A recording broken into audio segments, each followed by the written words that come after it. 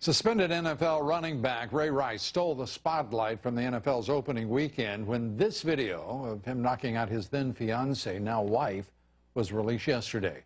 Now, Rice's wife has fired back, posting this on Instagram.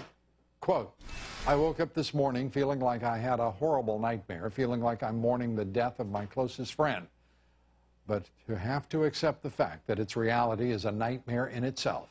No one knows the pain that the media and unwanted options from the public has caused my family." Joining us now, leading psychotherapist, co-author of the book What Women Really Want, Dr. Gina Loudon. Doctor, good to have you with us. It's nice to be with you, Lou. What in the world are we to think of a wife who is abused as she was, who will come to the defense of her husband so quickly? Does it mean that there's been healing, that they moved past it, or does it mean something quite different?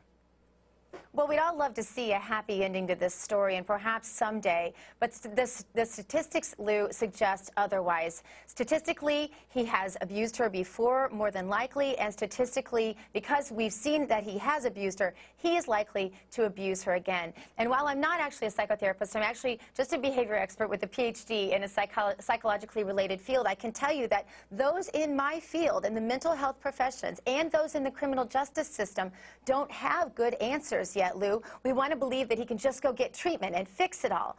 But statistically, again, that's not very likely to happen, and so, especially not in the short term. So we have to do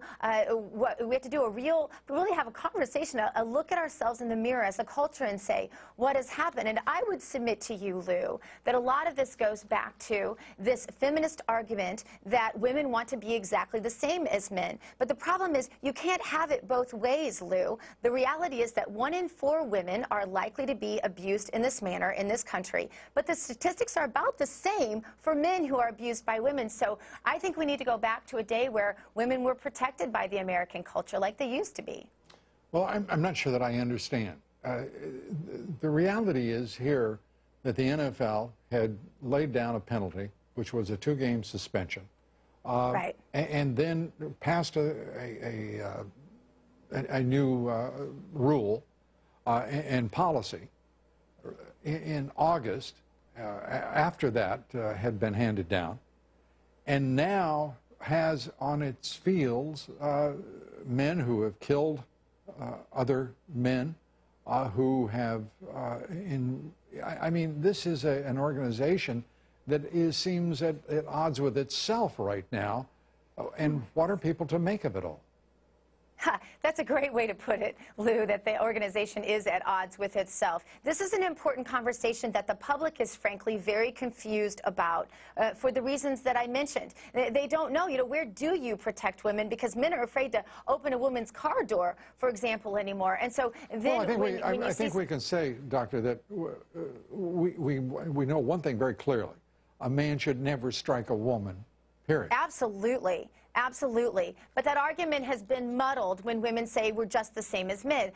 Again, I think those protections are really important. The other thing that's really important here that's not being talked about, Lou, is that about 75% of children who are in the home of an abusive, intimate partnership, and you see we've even taken away the protective word spouse. We can't say abusive spouse anymore. It's intimate partnership is the new vernacular in psychobabble world that I live in.